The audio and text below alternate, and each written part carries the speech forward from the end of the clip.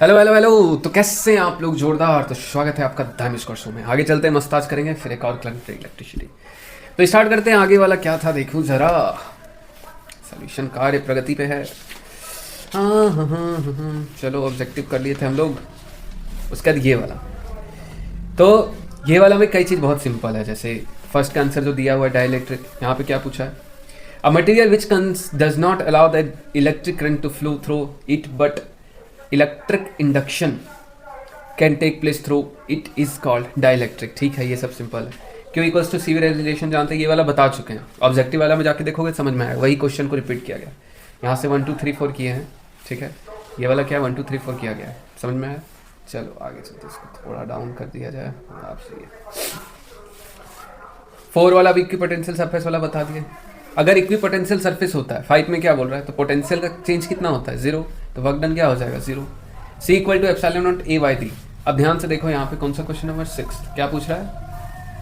Mention one factor on which the capacity of A parallel plate condenser depend. तो 3 चीज होता है। यहाँ पे लिखे हैं क्या? हाँ देखो लिखा हुआ है ना, C equal to epsilon naught A by D. इसका मतलब है क्या? देखो क्या लिखा हुआ है, मेंशन क्या है वो देखते हैं। Epsilon naught A upon D. Epsilon not कहने का मतलब क्या हो गया? ये मीडियम के बारे में बात कर रहा है। A मतलब एरिया के बारे में बात कर रहा है, और D मतलब ये सेपरेशन को लेकर के बात कर रहा है। कई को लगता है ना धुंधला दिखता है, धुंधला की बात नहीं है, एक्चुअली ऑटो फोकस रहता है ना, इसलिए थोड़ा सा आपको लग सकता है। तो यही बात है, epsilon naught A by D, यानी मीडियम पे डिपेंड करता है, एरिया पे डिपेंड करेगा, सेपरेशन पे करेगा। बात समझ में है? छठा का आंसर कैपेसिटर है। सिंपल सिंपल, दिमाग नहीं लगाना। सातवां का देखो बनाया गया 1 upon C equivalent 1 C1 C1 2 3। ठीक है, अगर ये वाला कब होता है? ये होता है सीरीज के केस में। और ये वाला कब होता है? ये होता है पैरेलल के केस में। ठीक है, एक होता है सीरीज के केस में, एक होता है पैरेलल के केस में। चलो अब देखो 10वां नंबर क्वेश्चन में क्या है। 10वां में कहा गया 3 जो है C वो तीनों सीरीज में है। ठीक है, कोमा कर देते हैं। तो C इक्विवेलेंट बोला है। मस्त फॉर्मूला लगाएंगे 1 upon C equivalent 1 upon C plus 1 upon C 1 upon C equal to 3 by C. अब यहाँ से क्या आ जाएगा? 1 upon C equivalent 3 by C. जब पलटेंगे तो C बाई 3 आ जाएगा। सिंपल। अब उसी पे एक पैरेलल वाला पे भी यही कर दिया गया, C प्लस 3। 11 नंबर तक यही है। 12वां नंबर क्या बोल रहा है देखिए जरा। 12th number question, let me see. Amount of work done is store in the form of potential energy. हाय तेरी, हमेशा पोटेंशियल एनर्जी के फॉर्म में ही रहेगा। आप कोई भी वर्क डन करोगे ना, वो पोटेंशियल एनर्जी के फॉर्म में ही स्टोर होता है। समझ में आ गया? और ये वाला बता चुके 13 नंबर क्वेश्चन नंबर 13 ये है।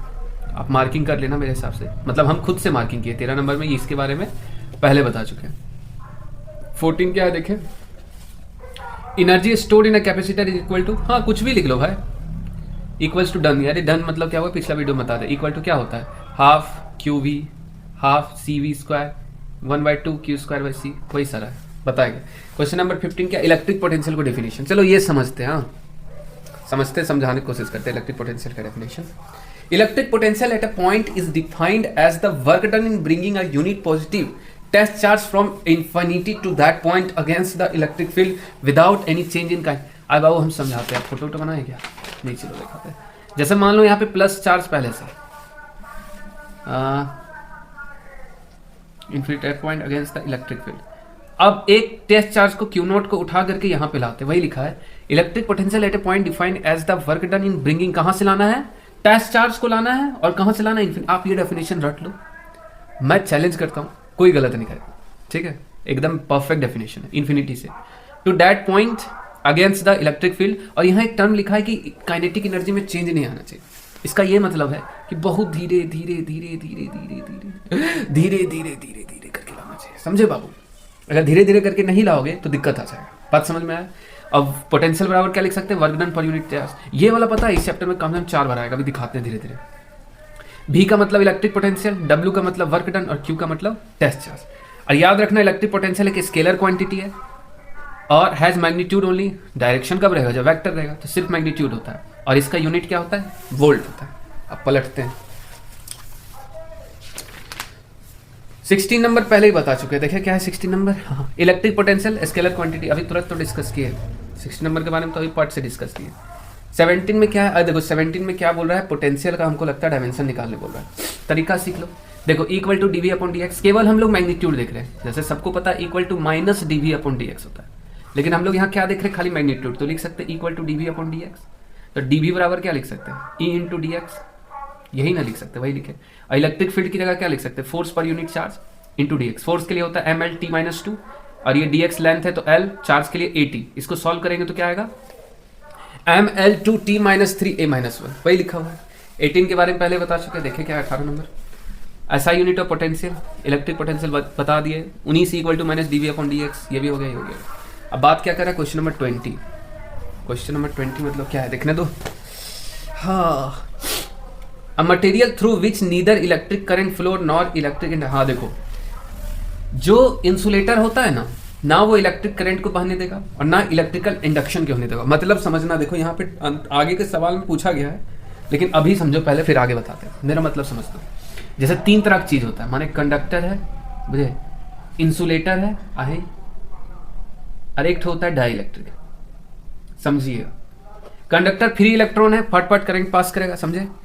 इंसुलेटर को कोनो चीज से मतलब नहीं, करंट भी नहीं जाने देगा ना कुछ। डाई इलेक्ट्रिक में भी करंट नहीं जाता, लेकिन इसमें इंडक्शन हो जाता है। इंडक्शन मतलब पोलर बन जाता है, प्लस माइनस ऐसे करके पोल बन जाएगा, माइनस प्लस ऐसे पोल बन जाएगा। लेकिन इंसुलेटर में ना करंट पास होता है ना पोल बनता है, यही बात समझिए। अब वहां पे पोटेंशियल डिफरेंस का मतलब क्या होता है, किसी भी 2 पॉइंट के, किसी भी 2 बिंदु के बीच में पोटेंशियल डिफरेंस, समझते हैं। Potential difference between 2 point in an electric field is defined as the amount of work done in moving a unit positive test charge from one point to another against the electric field without any change। एक number definition, एकदम एक number. ये definition आप डाल दोगे भाई, किसी में इतना हिम्मत नहीं है, आप आराम से इतना लिख करके थोड़ा एक्सटेंड करके 4 4.5 मार्क्स ला सकते हो। 5 नंबर का होगा तो आप एक फोटो बना दो, मान लो यहाँ प्लस क्यू है ए पॉइंट पे, और एक मान लेते हैं क्यू चार्ज कोई भी है, उसको इसके फील्ड मिला इलेक्ट्रिक फील्ड के, यहाँ बी पॉइंट तक, तो ऐसे करके आप बना सकते हो। समझ में आ गया। और पोटेंशियल डिफरेंस भी क्या है, एक स्केलर क्वांटिटी, और इसका यूनिट क्या होता है, वोल्ट होता है। अब क्या बोल रहा है, कैपेसिटेंस को डिफाइन करने के लिए बोल रहा है। क्वेश्चन नंबर 22 वही है ना जी, अपने मने से लिख दिया। कैपेसिटेंस क्या होता है, कैपेसिटर, तो कैपेसिटेंस के बारे में लिखते हैं। जैसे रजिस्टर क्या होता है, रजिस्टर कोनो चीज हो सकता है, लेकिन रेजिस्टेंस क्या होता है, resistance is a property to oppose the flow of electric charge, that we call resistance. उसी तरह कैपेसिटेंस के बारे में क्या बोलते हैं, the ability of a conductor, ये सबसे पहली बात एक कंडक्टर का एबिलिटी है, the ability of a conductor और इसी को कंडक्टर और capacitor to store electric charge. It is defined as the ratio of charge stored on the conductor to the potential. मतलब सी बराबर क्या लिखते हैं, चार्ज अपॉन पोटेंशियल। यानी कि कैपेसिटेंस क्या है, ये एबिलिटी है, ताकत है, क्या है, एबिलिटी है, क्षमता है कि कितना चार्ज हम स्टोर कर सकते हैं कितना कम पोटेंशियल के अंदर, यही क्या होता है, कैपेसिटेंस होता है। मस्त डेफिनेशन, एकदम तगड़ा, यहाँ लिखा हुआ है C = Q/A। ठीक है। अब 23 नंबर में क्या है, देखे जरा 23 जरा जूम करें। फिर से इलेक्ट्रिक पोटेंशियल वही सारा पूछ दिया जो पहले बता चुके। देखो यहाँ पे बता दिया पोटेंशियल डिफरेंस, एकदम फ्री माइंड से। और देखो यहाँ पे है इलेक्ट्रिक पोटेंशियल, एकदम लिख करके फ्री हो जाओ, ज़्यादा लोड नहीं लेना, खुश रहो। अब आता है सवाल तुम्हारा ये वाला, सॉल्विंग वाला। आई थिंक कहाँ गया, हाँ अब आएगा तुम्हारा सवाल ये सब सॉल्विंग वाला। जैसे ही वाला पढ़ते हैं, क्या लिखा हुआ है, a regular hexagon of side 0.1 metre has a charge 5 microcoulomb at each of it vertices, calculate the potential centre. देखो एकदम फ्री से, देखो रेगुलर हेक्सागोन यही होगा, यहाँ पर भी चार्ज है, यहाँ पर भी चार्ज है, यहाँ पर सब, इसको जूम कर लेते हैं, सब प्लेस पे क्या है, चार्ज है। तो साइड ऑफ हेक्सागोन कितना दिया गया है, 0.10 मीटर, या फिर इसी को क्या बोल दिए, 10⁻⁻1 मीटर। बात समझ में आ गया। हर एक जगह पे चार्ज कितना है, 5 माइक्रोकूलम। अब माइक्रो को तोड़ेंगे 10⁻⁻6 आ जाएगा। टोटल चार्ज कितना है, 6। डिस्टेंस ऑफ चार्ज, अब समझो एक चीज बताते, ठीक है, किसी को नहीं बताना, एकदम चुपे रहना, ऐसा करके ये साइड और यहाँ सेंटर में बना लो। अब जैसे ट्रायंगल बनाएंगे तो याद रखना ये जो साइड है ना और ये तीनों बराबर होता है। यानी कि एक अगर इसको पॉइंट बोल दे ए, इसको बोल दे बी और इसको बोल दे ओ, तो ए बी का जितना लेंथ होता है ना, ए ओ का लेंथ भी उतना ही होता है, ओ बी का लेंथ भी उतना ही होता है। तो वही लिखा हुआ है distance of charge from centre. तो सेंटर से कितना दूरी है, देखो यहाँ भी चार्ज है, यहाँ भी चार्ज है, यहाँ भी चार्ज है, यहाँ भी चार्ज है, यहाँ भी चार्ज है, सब जगह चार्ज है। तो सेंटर से कितना दूरी है, जितना उसका साइड का वैल्यू, यानी 10⁻⁻1 मीटर। ए का वैल्यू जितना, ए मतलब क्या हो गया, साइड मतलब ये दोनों के बीच में जितना दूरी है, उसका चार्ज और सेंटर के बीच में दूरी, 4 सेंटर, बस समझे। तो एक चार्ज के कारण पोटेंशियल कितना होगा, 1/4πε0 Q/R। इसी को लिखते हैं ना पोटेंशियल के Q/R। Q को यहाँ पे तोड़ दिया गया, तो 6 के वजह से कितना हो जाएगा, तो 6 से गुना कर देंगे 1/4π, तो 1/4πε0 को 9 × 10⁻9 और चार्ज का 9, चार्ज का वैल्यू 5 इंटू 10⁻⁻6 और डिस्टेंस कितना है 10⁻⁻1। सॉल्व करोगे तो 2.7 इंटू 10⁻6 वोल्ट आ जाएगा। सिंपल। चलो सर दूसरा हम क्या पूछा है, क्या बोला है, डिफाइन इक्विपोटेंशियल सरफेस ड्रॉ। हाँ देखो इक्विपोटेंशियल सरफेस बोला है, नाम से पता चल रहा है इक्विपोटेंशियल बोलने का मतलब क्या होता है। इसको ऐसे हल्का, हाँ अब एकदम फ्री है ना। इक्विपोटेंशियल सरफेस, इक्विपोटेंशियल का मतलब जहाँ पे पोटेंशियल बराबर हो। अगर एक लाइन बोले यहाँ का पोटेंशियल यहाँ मतलब ए बी सी बोले तो पोटेंशियल ए का पोटेंशियल बी का और पोटेंशियल सी का कितना होगा, बराबर हो। इसी को क्या बोलते हैं, इक्विपोटेंशियल सरफेस बोलते हैं। तो लिखा है an equipotential surface is a surface on which electric potential सब जगह पे क्या होगा, बराबर होना चाहिए। For an isolated point charge shape कैसा होगा, concentric spherical surface, centre is a position. हाँ समझो बताते हैं, फोटो इसका बना है, हाँ देखो इसका यहाँ फोटो बनाए, फोटो समझाते हैं। अगर यहाँ पे पॉइंट चार्ज रखें क्यू तो इलेक्ट्रिक फील्ड ऐसे निकालेगा। अब ऐसे करके गोला गोला, कंसेंट्रिक का मतलब होता है जैसे एक गोला एक ही सेंटर से कई सारा गोला को, इसी को बोलते हैं गोला के ऊपर गोला को क्या बोलते हैं, कंसेंट्रिक। तो इसी तरह से इसका फिगर बनेगा इक्विपोटेंशियल सरफेस, ये गोला गोला गोला गोला और हमेशा 90 डिग्री पे होगा। और क्या लिखा हुआ है, potential decreases as distance increases. मान लेते हैं यहाँ पे एक पॉइंट लिख दिए, यहाँ लिख दिए, यहाँ मिल गए ए बी सी, तो पोटेंशियल ए का ज़्यादा होगा, फिर पोटेंशियल बी का, फिर पोटेंशियल सी का। बात समझ में आया। चलो अगला क्या सवाल है, प्रॉपर्टीज ऑफ इक्विपोटेंशियल, यही है क्या थर्ड नंबर, अरे मने मत राइट द हाँ इक्विपोटेंशियल सरफेस का प्रॉपर्टीज बोला है। तो इक्विपोटेंशियल सरफेस का प्रॉपर्टीज देखते हैं क्या क्या है। सबसे पहली बात, इलेक्ट्रिक फील्ड के हमेशा परपेंडिकुलर होता है। यहाँ पे भी देखो इलेक्ट्रिक फील्ड इधर की तरह परपेंडिकुलर, इधर की तरह परपेंडिकुलर, यानी हमेशा क्या होता है, परपेंडिकुलर। दूसरा ये हो गया, दो इक्विपोटेंशियल सरफेस कभी भी एक दूसरे को टच नहीं करेगा, इंटरसेक्ट नहीं करेगा। देखो ये गोला को टच नहीं किया, दूर है, ये इससे दूर है, हमेशा टच कभी नहीं करता। तीसरा, no work is done in moving a charge along equipotential surface. Obviously बात है, चेंज इन पोटेंशियल कितना हो जाए, जीरो, तो work done equal to Q into delta भी होता है। अगर यही जीरो हो जाएगा तो पूरा वर्क ही ना जीरो हो जाएगा। वर्क डन बराबर क्या होता है, क्यू इंटू डेल्टा भी। अगर डेल्टा भी जीरो है, जब पोटेंशियल में चेंज ही नहीं हुआ, चेंज इन पोटेंशियल को क्या लिखते हैं, डेल्टा भी, इसी का वैल्यू जीरो है तो पूरा वर्क डन क्या हो जाएगा, जीरो। 4 नंबर देखते क्या लिखा, potential difference between any two points are same. Obviously बात है, इक्विपोटेंशियल है तो एक लाइन में अगर ए बी सी लिख दे तो ए का पोटेंशियल, बी का पोटेंशियल और सी का पोटेंशियल सब बराबर होगा। ये बात क्लियर, थर्ड भी क्लियर। क्लोजर इक्विपोटेंशियल, हाँ ये बात समझो, जैसे मान लो कि ये कंसेंट्रिक है, क्लोजर इक्विपोटेंशियल, अगर इक्विपोटेंशियल सरफेस एकदम पास पास है, सट नहीं रहा है, गलती से सट गया, तो यहाँ पे इलेक्ट्रिक फील्ड ज़्यादा होगा, और ऐसे अगर दूर दूर है तो इलेक्ट्रिक फील्ड कम होगा। यही बताया गया, एकदम सिंपल। 5 ठन कोई भी 4 को लिख दोगे हो जाएगा, 5 का 5 ईजी है, याद हो जाएगा, एकदम कोई दिक्कत नहीं है। अब डेरिवेशन क्या चीज़ क्या है जी, देखे जरा, चलो देखते हैं डेरिवेशन क्या। What is relation between electric field and electric, अच्छा electric field electric equal to minus d V upon d x होता है, यही हम लोग को ड्राइव करके दिखाना है। तो मान लेते हैं, चलो डेरिवेशन करते हैं फट से। Consider a test charge Q naught moved through a small distance D R in the electric field. Work done, तो वर्क डन का फॉर्मूला होता है फोर्स इंटू डिस्प्लेसमेंट, तो D W equal to F into D X. चलो ये हो गया। अब इलेक्ट्रिक पोटेंशियल के माध्यम से वर्क डन का फॉर्मूला क्या होता है, वर्क डन इक्वल टू होता है work done equal to minus Q naught into D V, ये होता है, साइन भी यहाँ पे ले लिया गया, तो work done equal to minus Q naught into D V. ये बात समझ में आया। अब इसको इक्वेशन 1 मान लिया, कौन वाला, इसको इक्वेशन फर्स्ट मान लिया, और इसको इक्वेशन मान लिया है, कहाँ गया, इसको इक्वेशन सेकंड मान लिया, तो दोनों इक्वेशन को इक्वेट कर रहे हैं। तो इक्वेट करने से, एक मिनट, हाँ इक्वेट करने से क्या होगा, F into d s equal to minus Q naught into D V. Force की जगह क्या लिख सकते हैं, E into q naught, E into q naught into D x, minus Q naught से क्यू नॉट खत्म, तो इक्वल टू क्या हो जाएगा, minus d V upon d x. लो बिन कहले ड्राइव हो गया, एकदम सिंपल, सिंपल एंड बेस्ट, खत्म। 4 हो गया। 5 में क्या बोल रहा देखें, 5 में क्या सवाल है, 2 प्रोटॉन है जिसका डिस्टेंस 6 इंटू 10⁻⁻15 मीटर है, तो पूछ रहा है पोटेंशियल एनर्जी। सिंपल सा बात है, क्या बोल रहा हम बताते हैं। 2 प्रोटॉन है, ये रहा ये रहा, इस क्यू, अगर इस पे क्यू चार्ज है तो इस पे भी क्यू चार्ज होगा, दोनों के बीच का सेपरेशन 6 इंटू 10⁻⁻15 मीटर, यानी कि चीज फेम्टोमीटर, ठीक है। तो पूछ रहा है पोटेंशियल एनर्जी, तो पोटेंशियल एनर्जी का फॉर्मूला निकालते हैं, यू इक्वल टू के Q1 Q2 अपॉन आर, के की जगह 1/4πε0 क्यू स्क्वायर बाय आर, इसको इसका वैल्यू लिखे 9 इंटू 10⁻9। चार्ज चाहे इलेक्ट्रॉन रहेगा चाहे प्रोटॉन रहेगा, दोनों पे चार्ज कितना होगा, 1.6 इंटू 10⁻⁻19 कूलाम, तो वही चार्ज है, समझ में आया, चार्ज वही है, ठीक है। और उसका सेपरेशन आर का वैल्यू यहाँ पे डाल दिए। अब इसको सॉल्व करने पर आता है 3.84 इंटू 10⁻⁻14 जूल। बात समझ में आया। चलो अगला सवाल है, अच्छा ये वाला सवाल हमको याद है, सिंपल है, तो छठा दिखाते तुम। छठा नंबर क्वेश्चन हम लोग देखते हैं, ठीक है। कह रहा है एक 4 कूलाम का चार्ज है, एक 6 कूलाम का चार्ज है, ये +4 कूलम का चार्ज है, ये -6 कूलम का चार्ज है। तो पूछ रहा है इसके बीच में इलेक्ट्रिक पोटेंशियल कहाँ जीरो होगा। तो मान लेते हैं +4 कूलम चार्ज से x डिस्टेंस दूरी, एक C पॉइंट है वहाँ पे जीरो होगा। तो यहाँ से x है, तो यहाँ तो इससे कितना दूरी होगा, पूरा है 20, तो ये x हो गया, तो ये कितना होगा 20 - x। तो वही यहाँ पे इंग्लिश में लिखा हुआ है। At point C, electric potential is 0 and distance of point from +4 microcoulomb equal to x and from 6 microcoulomb equal to 20 - x। यानी यहाँ से x है तो यहाँ से 20 - x। अब आगे चलते हैं। जरा सा पुना ले बना, जरा सा खाबो मेरे को, कुर्सी लेके आके थक गए। जरा सा नींदों में बसा, मैं चाहूं तुझको मेरी जावे पना। आ गए, मैं थक गया था।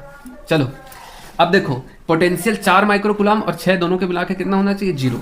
तो 4 माइक्रोकूलम के लिए कितना हो जाएगा KQ/R। तो 4 से डिस्टेंस कितना है x, तो KQ/R मतलब कि KQ/x। उसी तरह माइनस के लिए माइनस, इसका माइनस लगेगा ना क्योंकि ये -6 माइक्रोकूलम है। तो -KQ 6 × 10⁻⁻6 अपॉन 20 - x। ठीक है, k × k और 10⁻⁻6 कॉमन ले लिए, तो क्या बचेगा 4/x और 6/20 - x। इसको इधर भेजेंगे 0, इसको सॉल्व करेंगे, यहाँ पे एलसीएम लेंगे तो गुना में हो जाएगा, इसको यहाँ भेजेंगे 0, फिर यहाँ पे इसको सॉल्व करते हैं। सॉल्व करने पे फाइनली क्या आ जाता है, x का वैल्यू आता है 8 सेंटीमीटर। इसका ये मतलब है कि 4 माइक्रोकूलम से 8 सेंटीमीटर की दूरी पे इस C पॉइंट पे जाकर के पोटेंशियल का वैल्यू 0 हुआ, या फिर 6 माइक्रोकूलम से यहाँ पे 12 सेंटीमीटर जाकर के पोटेंशियल का वैल्यू 0 हुआ। जब यहाँ से 6 है तो यहाँ से 12 होगा, तब ना 6 और 12 दोनों मिलकर कितना हो जाएगा, 6 और 12 बोलते हैं 8 है ना, हाँ तो 8 और 12 कितना हो जाएगा 20 सेंटीमीटर। बात समझ में, वो भी हम मेंशन किए होंगे कहीं ना कहीं। तो लिखा हुआ है कि 8 centimetre + 4 microcoulomb and 12 centimetre from -6 microcoulomb the electric potential is 0। एकदम सॉल्व हो गया, फुल में फुल। अरे भाई क्वेश्चन नंबर 7 देखिए क्या है, कहाँ गया। Find the electric field between 2 metal plate 3 millimetre. Electric field निकालना, तो इक्वल्स टू V/D। V का वैल्यू है 12 वोल्ट, ये तो बड़ा सिंपल है। D है 3 मिलीमीटर, मिली की जगह क्या लिख देंगे 10⁻⁻3। सॉल्व करेंगे, ये आ जाएगा, इजी सवाल। इसमें झूठे दिमाग लगाए, मेहनत करिए। हाँ, वीडियो देख रहे थे बहुत डिटेल कर रहे थे, अब थोड़ा कम डिटेल करेंगे तब सही रहेगा। तो वीडियो एकदम टाइम पे फटफट। चलो क्वेश्चन नंबर 8 देखते हैं। 8 नंबर क्या है देखते हैं। Equipotential surface are perpendicular to electric field line. कैसे देखो, सिंपल बात समझो, इसको डिराइव कर। Explanation, work done in moving a charge on equipotential surface 0। Of course ये बात है, अगर इक्विपोटेंशियल सरफेस है तो वर्क डन कितना हो जाएगा 0 हो जाएगा। तो वर्क डन बराबर क्या होता है, वर्क बराबर क्या होता है, फोर्स इंटू डिस्प्लेसमेंट। ठीक है, ऐसे ही भी लिखना है, फोर्स बराबर क्या लिख सकते हैं, charge into Q0 into displacement. तो वही लिखा गया है, चार्ज इंटू इलेक्ट्रिक फील्ड, मतलब electric field into charge into displacement. तो electric field into charge into displacement, तो Q0 EDR। अब सुनो, Q0 को इधर भेज दिए तो EDR। अब EDR इक्वल्स टू 0, तो एक डॉट प्रोडक्ट छोड़े तो A vector dot B vector का वैल्यू क्या होता है, AB cos थीटा। तो वही लिख दिए AB cos थीटा। अब इसका ये मतलब है ये 0 कब होगा, या तो इलेक्ट्रिक फील्ड 0 हो सकता है, या तो DR 0 हो सकता है, या फिर ये 0 हो सकता है। तो ये दोनों को कंसिडर नहीं करना, cos थीटा का वैल्यू को 0 कंसिडर करना। और जैसे ही cos थीटा का वैल्यू को 0 कंसिडर करोगे तो cos थीटा 90 डिग्री या फिर π/2 रेडियन पे जाकर के 0 होता है। तो वही लास्ट में यहाँ कंक्लूजन लिख दिया गया है। Hence equipotential surface is always perpendicular to the electric field line। क्यों, क्योंकि थीटा का वैल्यू कितना आ गया 90 डिग्री। समझ में। अब 9 नंबर सवाल देखते हैं। Define electric potential and give its dimension. Electric potential बताना, उसका डायमेंशन देना A नंबर पे। B नंबर पे derive an expression for electric potential at a point due to a point charge. Okay, इसका डेरिवेशन करना है और लास्ट में बताना है एक स्केलर है कि वेक्टर। अभी बता देते हैं, स्केलर ही होगा, वेक्टर थोड़ी होता है पोटेंशियल। चलो 9वां देखते हैं। डिफाइनेशन कर रहे हैं। Electric potential at a point is define as the work done in bringing a unit potential charge from infinity to, मतलब इन्फिनिटी वाला इससे पहले अच्छा से डिफाइन किया। पीछे अभी जो दिखाए थे ना सवाल, उसमें बढ़िया डेफिनेशन, इससे तो अच्छा है। पोटेंशियल बराबर वर्क डन अपॉन चार्ज, ठीक है, जूल पर कूलम। इसको डिराइव करके भी दिखा चुके हैं, अरे दिखा दिए हैं। Equal to dV upon dx पे था, तो dV बराबर क्या लिखे थे EDX। फिर यहाँ से डिराइव किए थे ना फोर्स पर यूनिट चार्ज करके। हाँ वही वाला पीछे पलट के देख लो, पीछे वीडियो पर। B नंबर सवाल करते हैं, डेरिवेशन चल रहा है, ठीक है। हाँ बढ़िया खासा डेरिवेशन चला है। चलो B नंबर सवाल का डेरिवेशन देखते हैं। Consider a point charge Q0 place at point O। चलो फोटो बनाते हैं।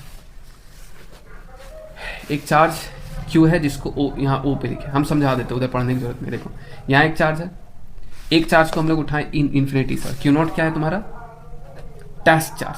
Q0 क्या है तुम्हारा, Q0 है तुम्हारा टेस्ट चार्ज। क्या है, Q0 है तुम्हारा टेस्ट चार्ज। अब देखो स्टेज चार्ज को धीरे धीरे लाए और यहाँ पे पॉइंट P यानी कि Q का इलेक्ट्रिक फील्ड P तक गया था, यहाँ पे आके थोड़ा सा ऐसे डिस्प्लेस करिए टकुस। अब देखो इलेक्ट्रिक फील्ड इधर की तरफ है, डिस्प्लेस इधर की तरफ के, तो थीटा का वैल्यू कितना हो जाएगा 180 डिग्री, यानी माइनस में चल जाएगा। तो वही लिखा हुआ है electric field due two point charge कितना हो जाएगा KQ/r²। चलो यहाँ पे इलेक्ट्रिक फील्ड का वैल्यू कितना है, थोड़ा जूम हो जाए भाई, इसको डाउन करो। हाँ चलो, यहाँ पे इलेक्ट्रिक फील्ड का वैल्यू कितना है KQ/r²। Work done in moving test charge through small distance और एक्सटर्नल। तो देखो वर्क डन होता है फोर्स इंटू डिस्प्लेसमेंट, फोर्स की जगह क्या लिख सकते हैं Q0 into electric field into displacement. अब देखो थीटा 180 डिग्री, अभी बताया यहाँ पे क्यों 180 डिग्री है कि इलेक्ट्रिक फील्ड तो इधर की तरफ है लेकिन डिस्प्लेसमेंट इधर की तरफ की है, तो थीटा का वैल्यू कितना आ गया 180 डिग्री। अब DW बराबर क्या लिख सकते हैं -Q0 इलेक्ट्रिक फील्ड की जगह यहाँ से लिख देंगे, कहाँ गया KQ/r², तो इलेक्ट्रिक फील्ड की जगह डाल दिए KQ/r² इंटू dr। अब यहाँ पे लगाएंगे लिमिट, वर्क डन जब 0 था तो मेरा कहाँ पे है इन्फिनिटी पे चार्ज, अब वर्क डन जब W हुआ तो कहाँ पे आ गया R पे।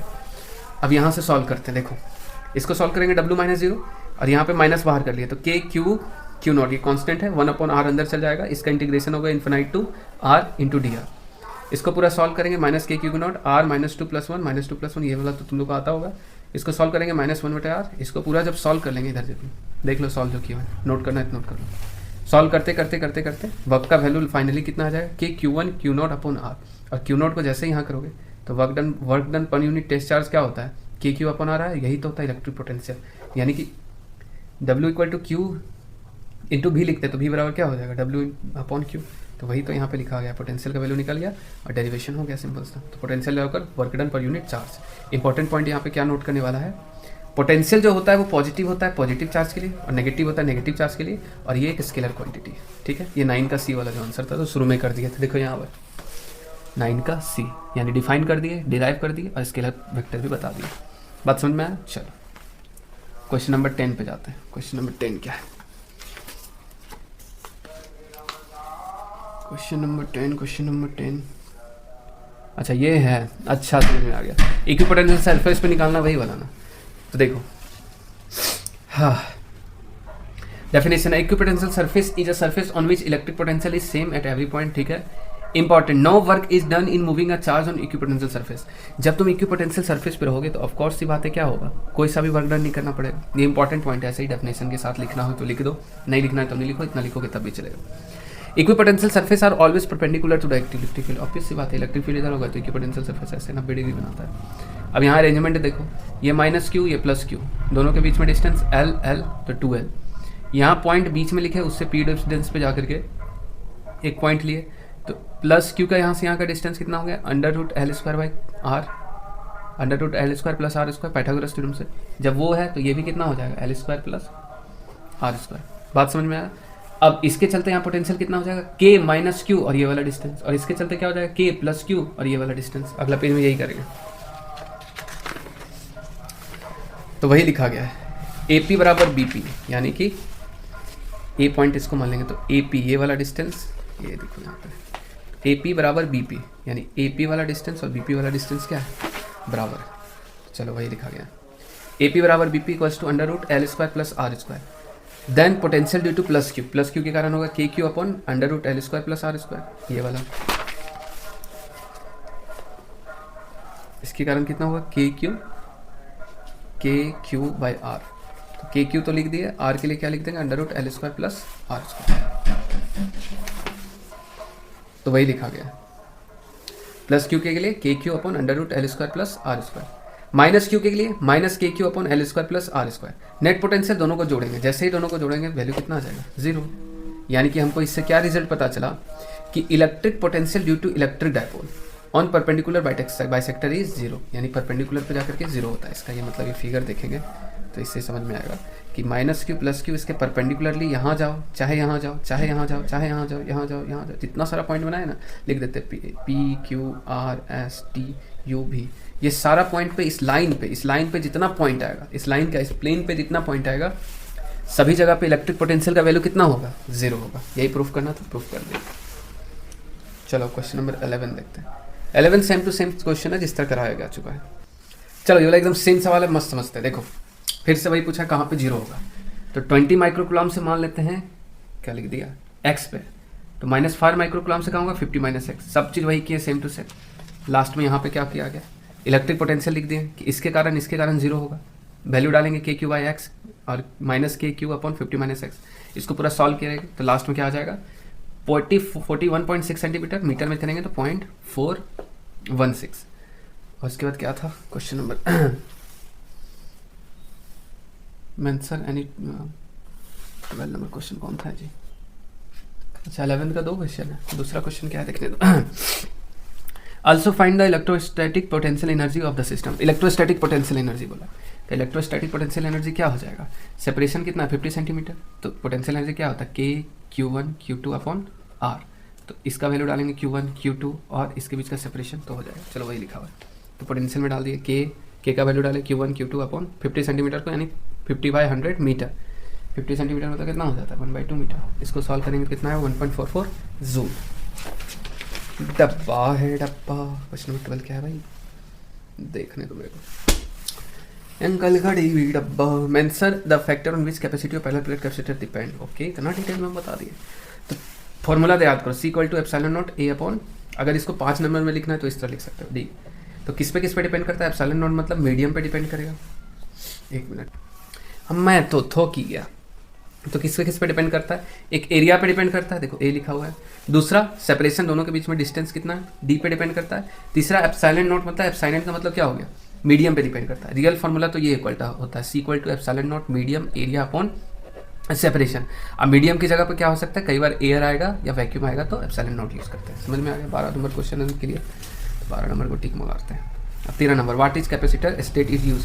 कैपेसिटर क्या होता है, कैपेसिटर एक डिवाइस होता है जिसमें इलेक्ट्रिक चार्ज सब इलेक्ट्रिक एनर्जी को स्टोर करते हैं। इसका यूज़ क्या है, स्टोर एनर्जी और एलिमिनेट स्पार्कलिंग इन इलेक्ट्रिक सर्किट। देखो अगर तुम दूसरा चीज़ यूज़ करोगे ना तो हो सकता है उसमें स्पार्कल आ जाए, स्पार्कल मतलब शॉर्ट सर्किट टाइप दिखे। तो समझ में आया, इतना लिख दोगे हो जाएगा।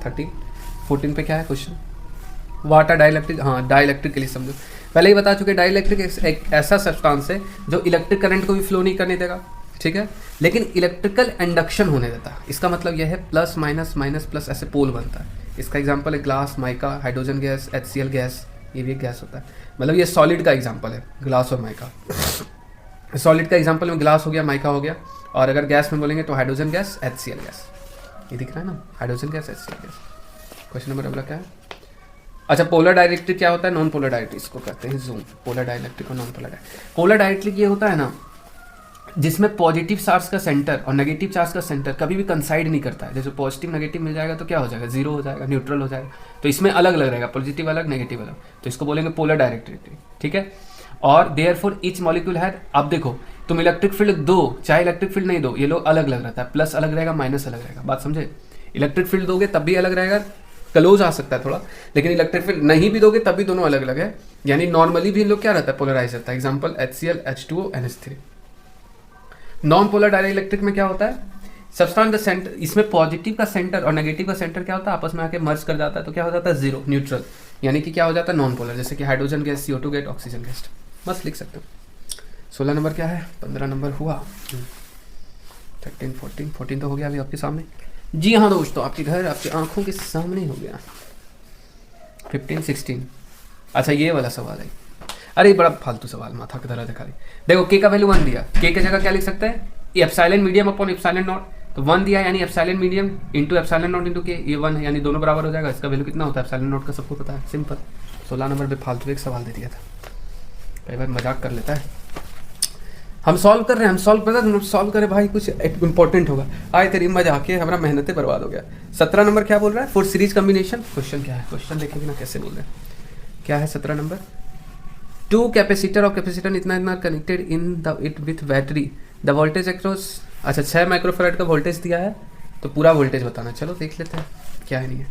सीरीज कॉम्बिनेशन के लिए क्या होता है, चार्ज सेम होता है। तो C1 का वैल्यू 6 माइक्रोफैराड, तो C2 का 12, एक 6 है एक 12 है। V1 के लिए 2 वोल्ट दे दिया गया, V2 का वैल्यू पता है। तो चार्ज सेम है तो Q = Q1 = Q2। जितना चार्ज इक्विवेलेंट में उतना पहला में उतना दूसरा में। तो इसकी जगह लिख सकते हैं Q1 की जगह C1 V1 = C2 V2, क्योंकि क्या चार्ज बराबर क्या लिख सकते हैं, Q = क्या होता है CV। इसको सॉल्व करेंगे, V2 का वैल्यू निकल जाएगा 1 वोल्ट और V1 का वैल्यू पहले से पता है 2 और 1 जोड़ करेंगे क्या हो जाएगा 3। 17 नंबर भी इजी पीजी। अब चलते हैं 18 नंबर आ गए यार। Work done. क्या है 18 नंबर भैया? How many work must be done. अच्छा, फॉर्मूला पे डालिए आंसर निकलेगा। आप सी वी स्क्वायर डालो, सी का डालो, वी का डालो, निकाल दो। 18 नंबर इजी पीजी, 18 नंबर निकल गया। 19 नंबर देखते हैं। The energy stored in a charge capacitor given by, okay okay okay okay, क्या पूछ रहे हैं यहाँ, क्या निकालने बोल रहे हैं? कुछ डेरिवेशन है क्या 19 नंबर का? Let me check. क्या है? Write an expression for the energy, अच्छा यूजिंग इज, अच्छा इलेक्ट्रोस्टैटिक एनहेंस एनर्जी डेंसिटी निकालना है। एनर्जी डेंसिटी को दिखाने का तरीका होता है यूई। चलो समझते हैं क्या लिखा हुआ है। एनर्जी स्टोर हो जाएगा half C V square. Parallel plate capacitor है तो सी बराबर epsilon naught A by D लिख सकते हैं, यहाँ पर बी बराबर ई डी लिख सकते हैं। दोनों को पुट करेंगे तो एनर्जी का वैल्यू हो जाएगा half E not E square A D. यहाँ पे इलेक्ट्रिक फील्ड है, यहाँ पे एप्सिलॉन नॉट है, ठीक है। अब the energy density is the energy store पर यूनिट वॉल्यूम। एनर्जी डेंसिटी क्या होता है? Energy per unit volume. और वॉल्यूम की जगह क्या लिख सकते हैं? वॉल्यूम बराबर होता है area into separation, A D. बात समझ में आया? तो वही करेंगे। देखो यू बराबर क्या, half E not E square A D. अब ए डी को नीचे आ जाएंगे तो ये क्या हो जाएगा? ये पहले था एनर्जी, अब ये क्या हो जाता है? एनर्जी यू ई दिखाता है। एनर्जी डेंसिटी यानी energy per unit volume, energy per unit volume. इसका वैल्यू कितना होता है? Half epsilon E square. तो यही यहाँ पे लिखा गया, half epsilon E square. Important point यही याद रखना कि एनर्जी को लिखते हैं half C V square, field energy को लिखते हैं half epsilon naught E square A D. ये होता है वॉल्यूम, ए डी की जगह क्या लिख सकते हैं? वॉल्यूम। जब इसको भागा दे देते हैं तो एनर्जी डेंसिटी आ जाता है। ईजी पीजी बोला ना, इतना कर लोगे ना मस्त नंबर नहीं आएगा, ऐसा हो नहीं सकता। क्वेश्चन नंबर क्या है? 20 है। 20 नंबर क्या है? अच्छा इक्विवेलेंट निकालना है। देखो 3 कैपेसिटर C1 C2 C3, यही है ना। इसको ऐसे करो, इसको ही घुमा देते हैं ना। ए और बी के बीच में तो तीनों में पोटेंशियल क्या होगा? सेम होगा। अच्छा डेरिवेशन है, ओके चलो देखते हैं। 3 capacitor C1 C2 C3 are connected between A and B. Potential difference across each capacitor is same. चाहे इसके बारे में बात करो, चाहे C1 C2 या C3, सबके साथ पोटेंशियल क्या है? सेम, क्योंकि पैरेलल है। तो Q बराबर क्या लिख सकते हैं? CV। तो Q1 equal to C1 V1, Q2 equal to C2 V2, Q3 equal to C3 V3। Total charge क्या हो जाएगा? Q net Q1 plus Q2 plus Q3। Q net की जगह क्या लिख सकते हैं? C equivalent into V equivalent. तो C1 V1, Q1 की जगह क्या लिख सकते हैं? C1 V1 C2। C equivalent, अब V इक्विवेलेंट का वैल्यू भी V होता है। V1 का वैल्यू है V, V2 का वैल्यू है V, V3 का V। क्यों? क्योंकि सारा का सारा पैरेलल में, क्योंकि सारा का सारा पैरेलल में, क्योंकि सारा का सारा पैरेलल में। जब स्पेलिंग भाई भूल जाते हैं कि यार जब सब पैरेलल में होगा तो पोटेंशियल इक्वल होता है। पोटेंशियल से potential cut cut cut cut cut जाएगा और C इक्विवेलेंट क्या हो जाएगा? C1 plus C2 plus C3। बात समझ में आया? चल क्वेश्चन नंबर कौन सा गया? 20 जीपीजी। और क्वेश्चन नंबर जा रहा है 21। अच्छा 21 का डेरिवेशन यही देखो क्या बोल रहा है। 21 में 21 नहीं बनाए, 20 बनाया। अच्छा 21 का यहाँ है, क्या लिखा हुआ है? 21 capacitance of a capacitor is defined as the ratio of charge. अच्छा कैपेसिटेंस का डेफिनेशन, तो रेशियो ऑफ चार्ज और पोटेंशियल, यूनिट होता है फैराड। तो ए पार्ट को यहाँ पे कर दिया, बी पार्ट हम कह रहे हैं बुक से देखना। यानी बी पार्ट क्या है? 21 का बी पार्ट तो हमारा कंफ्यूज कर दिया। डिफाइंड कैपेसिटी यानी कैपेसिटर फाइंड द, अच्छा स्फेरिकल का कैपेसिटर करना। देखो ये समझाते हैं। जैसे एक सर्कल बना लेना, एक छोटा सर्कल एक बड़ा, बीच में सेंटर, सेंटर से यहाँ छोटा वाला का रेडियस स्मॉल है, इसको जूम कर दें। चलो छोटा से स्मॉल रेडियस स्मॉल है, बड़ा वाला का रेडियस कैपिटल है। और आर एक पॉइंट मान लेना, ए और बी यानी बाहर वाला यहाँ से इसके बीच में एक पॉइंट पी मान लेना। और यहाँ बना दो एक गॉसियन सरफेस, ये रहा गॉसियन सरफेस। तो वही यहाँ पे लिखा हुआ है, let A and B are two concentric spherical conductor of radii small and small B, जहाँ पे बी का वैल्यू एक इससे ज़्यादा है। अब देखो दोनों के बीच का पोटेंशियल क्या हो जाएगा? पोटेंशियल ए का माइनस माइनस पोटेंशियल बी, और सी क्या होता है? कैपेसिटेंस। और सी बराबर क्या लिख सकते हैं? Q बाई भी। तो Q और पोटेंशियल डिफरेंस की जगह क्या लिख सकते हैं? VA minus VB। अब इधर पढ़ लेते हैं। तो let P as a point, P के बारे में बताए थे। P उसके लिए गॉसियन सरफेस जैसे बनाओगे तो equal to half QR square हो जाएगा। देखो क्या लिखा हुआ है, let P as a point distance RO by Gauss theorem. देखो गॉस थ्योरम क्या बोलता है? Equals to KQ upon R से हम लोग क्या कर सकते हैं? देखो यहाँ पे गॉसियन सरफेस बनाए थे ना जी। इस P पॉइंट को लेकर के, इस P पॉइंट को लेकर के आप एक गॉसियन सरफेस बनाइए और ये R डिस्टेंस का है। तो इसके लिए इलेक्ट्रिक फील्ड क्या हो जाएगा? KQ upon R। Electric field कितना हो जाएगा? KQ upon R square. ठीक है, R स्क्वायर होगा, R नहीं होगा, KQ अपॉन R स्क्वायर। और E एक तो इलेक्ट्रिक फील्ड ये वाला निकल गया। दूसरा एक और इलेक्ट्रिक फील्ड होता है माइनस DB अपॉन DX। दोनों को बराबर कर दो तो DB बराबर क्या लिख सकते हैं? Minus EDR। अच्छा यहाँ से ऐसे बनाया गया, इक्वल टू हो गया KQ square KQ upon R square equal to minus DB upon DX। और DB बराबर क्या लिख सकते हैं? E into DR minus. अब देखो पोटेंशियल को कहाँ से कहाँ तक इंटीग्रेट कर रहे हैं? B से A। B से A कहने का मतलब है बी से ए कहने का मतलब है पोटेंशियल को इसका पोटेंशियल से लेके इसका पोटेंशियल तक इंटीग्रेट करना है। चलो यही बात है ना, तो यही देखते क्या किया गया आगे। डी वी बराबर हो जाएगा minus E dot D R, minus को बाहर कर लिए, और ई की जगह लिख सकते हैं वन, ई की जगह ये वाला लिख दे 1/4πε0 क्यू की जगह क्यू लिख दिए, और आर स्क्वायर चला गया ऊपर। जब आर स्क्वायर नीचे है तो आर स्क्वायर ऊपर जाएगा तो क्या हो जाएगा r-2। तो यहाँ पे क्या लिखा हुआ है r-2। अब इसको सॉल्व करेंगे, r-2 का अगर हम इंटीग्रेशन करें a से b तक तो r-1/-1। अब माइनस पहले से था एक, या फिर इसको माइनस को अंदर ही रखा गया। ओके, ये माइनस अंदर ही है। हाँ तो देखो ये माइनस का यहाँ पे इंटीग्रेशन किया गया 1/4πε0 क्यू, यहाँ पे लिमिट डाल दिए, b पहले आ गया a बाद में। इसको सॉल्व किए तो पोटेंशियल डिफरेंस कितना आ गया, V A minus B V का वैल्यू कितना आ गया 1/4πε0 q into B minus A upon A B, और putting the value of V A B A minus B A. C equals to क्या लिख सकते हैं, क्यू अपॉन वी। सी बराबर क्या होता है, क्यू अपॉन वी, और वी की जगह क्या डाल सकते हैं, ये पूरा का पूरा डाल सकते हैं। पूरा का पूरा डालेंगे तो कैपेसिटेंस का वैल्यू कितना आ जाएगा, ये वाला ऊपर चल जाएगा 4πε0 A B upon B minus A. ठीक है, चलो ये हो गया सॉल्व। 22 वाला इंपॉर्टेंट है, 22 ज़रा ध्यान से देखना। 21 को पहले हमको टिक मारना है, 22 देखना ध्यान से, इंपॉर्टेंट सवाल है। क्या बोल रहा है 22 में, बोल रहा है कि इंसुलेटर और डाइलेक्ट्रिक के बीच में अंतर बनाइए। तो पहले इंसुलेटर पूरा पढ़ लेते हैं, फिर डाइलेक्ट्रिक पढ़ लेंगे, यही छाप देना, पूरा नंबर मिल जाएगा। इंसुलेटर एक ऐसा मटेरियल होता है जो इलेक्ट्रिक करंट को भी फ्लो करने नहीं देता है। ठीक है, ये किस लिए बनाया गया है, लीकेज को बढ़ाने के लिए करंट का। जैसे प्लास्टिक का वायर क्यों लपेटा जाता है, कॉपर का तार है उसके ऊपर प्लास्टिक लपेट देंगे तो क्या होगा मेरा, उससे क्या होगा, लीकेज नहीं होगा, उससे क्या होगा, बेमतलब का किसी को करंट नहीं लगेगा। कोई इसके पास फ्री चार्ज नहीं होता है, नो फ्री चार्ज, और कभी भी पोलराइजेशन प्लस माइनस में कभी नहीं टूटता। इसका एग्जांपल हो गया रबड़, प्लास्टिक, ग्लास। बात समझ में। अब करते डाइलेक्ट्रिक, तो ये भी इंसुलेटिंग मटेरियल, लेकिन इसमें पोलराइजेशन हो जाता है, प्लस माइनस में क्या हो जाएगा, टूट जाएगा। इसका काम क्या होता है, इलेक्ट्रिकल एनर्जी को जमा करने के लिए किया जाता है। जैसे कि कैपेसिटर भी एक तरह का क्या है, डाइलेक्ट्रिक का टाइप ही यूज़ किया जाता है। इसके पास फ्री चार्ज तो नहीं होता है, लेकिन हल्का अगर चार्ज या इलेक्ट्रिक फील्ड देंगे तो प्लस माइनस में ये टूट जाता है। ये कभी भी प्लस माइनस में नहीं टूटता है। और पोलराइजेशन इसमें बहुत भयानक होता है, पट पट पट प्लस माइनस में टूट जाएगा, प्लस माइनस। इसका एग्जांपल हो गया माइका, सिरेमिक, पेपर। बात समझ में आया, माइका हो गया, सिरेमिक हो गया, पेपर हो गया। क्वेश्चन नंबर 22 शायद यही था। क्वेश्चन नंबर 23 क्या है, what is mean by capacitor and capacitor. अरे भाई ये वाला हम 5 बार बता चुके हैं, आराम से कहीं से देख लो, पीछे भी लिखा हो या फिर यहीं से पढ़ लोगे, समझ में आ जाएगा।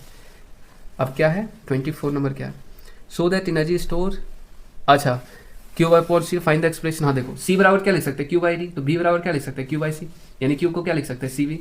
अब वर्क डन इक्वल टू क्या होता है, भी इंटू डी क्यू लिखा है था, W work done equal to charge into change in potential, तो वही लिखा गया, चेंज इन पोटेंशियल को भी लिख दिए और चार्ज। तो डी डब्ल्यू बराबर क्या होगा, भी की जगह पे क्या लिख सकते हैं, क्यू बाई सी, तो Q by C D Q. ठीक है, अब इंटीग्रेट करेंगे 0 से क्यू तक, तो डब्ल्यू, तो डी डब्ल्यू, इसको ऐसे यहाँ से ऐसे करके हटा दो, D W equal to 0 to Q. और देखो यहाँ पे देखो, इस इक्वेशन को देखना, या फिर इसी इक्वेशन को देखो, D W equal to Q upon C into D Q. ठीक है, अब इंटीग्रेट करते हैं 0 टू डब्ल्यू, और चार्ज को इंटीग्रेट करते हैं 0 से क्यू, तो क्यू बाई सी। अब चार्ज को इंटीग्रेट करना डी क्यू के साथ, तो 1 बाई सी बाहर हो गया, क्यू 0 टू क्यू। क्यू को इंटीग्रेट करोगे तो क्यू स्क्वायर आएगा 1 अपॉन 2c, क्योंकि क्यू को जब इंटीग्रेट करोगे तो क्यू प्लस 1 अपॉन 1+1, यानी कि क्यू स्क्वायर बाई 2 आता है। तो यहाँ से 2 बाहर आ गया, क्यू स्क्वायर अंदर है, वैल्यू पुट करेंगे, सॉल्व करेंगे, वर्क डन कितना आ जाएगा, हाफ 2c क्यू स्क्वायर, यही एनर्जी बन जाएगा 1/2 क्यू स्क्वायर बाई सी। समझ में आया, जो वर्क डन होता है वही एनर्जी में बदल जाता है। लास्ट क्वेश्चन 24 हो गया, लास्ट क्वेश्चन है, इंपॉर्टेंट नहीं, सिंपल है, चलो देखते हैं। कैपेसिटेंस बताना है स्फेरिकल कैपेसिटर का। ठीक है, मान लेते हैं यहाँ पे when charge Q is conductor in separating uniform, A radius है, ठीक है, और क्यू चार्ज पूरा सेपरेटेड है। तो यहाँ पे पोटेंशियल, यहाँ पूछो, यहाँ पूछो, यहाँ पूछो, कहीं भी पोटेंशियल पूछो, क्या होगा, v equal to 1/4πε0 q upon a, यानी v इक्वल टू क्या होता है, के क्यू अपॉन डिस्टेंस कितना a, के का वैल्यू यहाँ पे डाल दिए। Capacitance c equal to Q upon V, q, और v की जगह क्या पुट कर देंगे, ये पूरा, इसको पूरा पुट करेंगे, 4πε0 a ऊपर चला जाएगा और q से q कट जाएगा, यानी कि कैपेसिटेंस किसके बराबर आ जाएगा, 4πε0 a। बात समझ में आ गया। और कैपेसिटेंस डायरेक्टली प्रोपोर्शनल क्या होगा, सेपरेशन, यानी अगर छोटा रहेगा तो कम बनेगा, और बड़ा करोगे और बनेगा, और बड़ा करोगे और बनेगा। बात समझ में। यहाँ पे आपका चैप्टर खत्म होता है। मस्त रहे, फिर हेल्दी रहे, जोरदार रहे, हम भी थक चुके हैं, चलो थोड़ा आराम करेंगे।